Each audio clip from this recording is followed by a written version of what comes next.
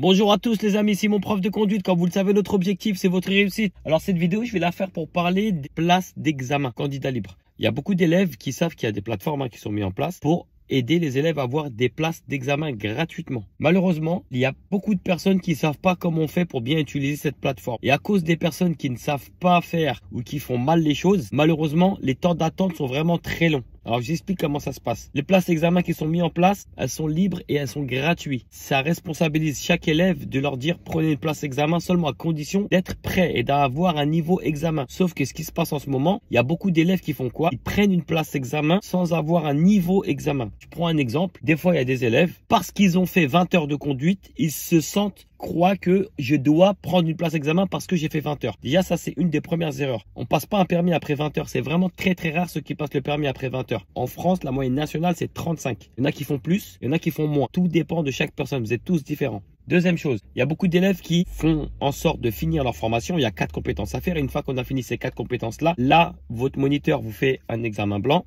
Il vérifie et vous dit c'est bon, vous avez un niveau examen. Là, pareil, si jamais vous voyez que vous galérez à avoir une place pendant 2 ou 3 mois, ne restez pas 2 ou 3 mois sans conduire. Parce que souvent, vous restez 2-3 mois sans conduire. Vous dites, ouais, mais moi, mon moniteur, il m'a dit c'est bon, j'avais un bon niveau. Mais il t'a dit ça il y a 3 mois. Il t'a pas dit ça la semaine dernière. Entre-temps, ta conduite, t'es un petit peu perdu. C'est comme un athlète. Un athlète, un sportif, s'il s'entraîne pas pendant 3 mois, il va pas se présenter le jour de la Coupe du Monde pour dire, ouais, je suis là.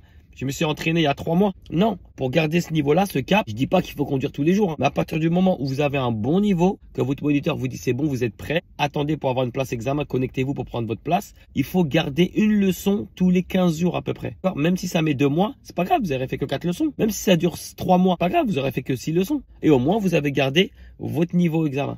D'accord? C'est comme ça que ça marche. Alors, ne prenez pas une date tant que votre moniteur ne vous l'a pas dit. Ok? Et si jamais votre niveau est bon, pensez à garder une leçon tous les 15 jours pour garder votre niveau que vous avez actuel.